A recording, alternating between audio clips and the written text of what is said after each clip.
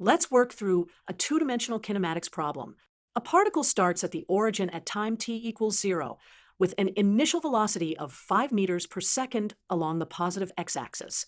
If the acceleration is negative 3 I plus 4.5 j meters per second squared, determine the velocity and position of the particle at the moment it reaches its maximum x-coordinate. Let's visualize the motion. Here's our coordinate system. The particle starts at the origin, initially moving along the positive x-axis. Due to the acceleration, the particle's x-velocity decreases while its y-velocity increases, causing it to curve upwards. The particle's x-coordinate is maximized when its x-velocity is 0.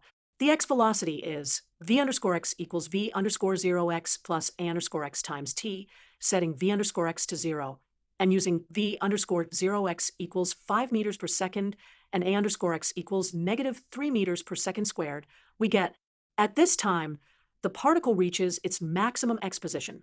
Let's mark this point on the graph. The y-velocity at this time is v underscore I equals v underscore 0, y plus a underscore I times t, since the initial y-velocity is 0.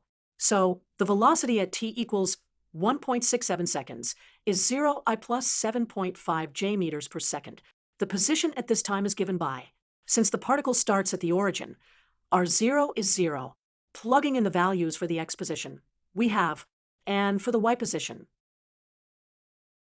Therefore, the final position vector is approximately 4.17 I plus 6.26 j meters. So, at its maximum x-coordinate, the particle is at approximately 4.17 meters along the x-axis and 6.26 meters along the y-axis.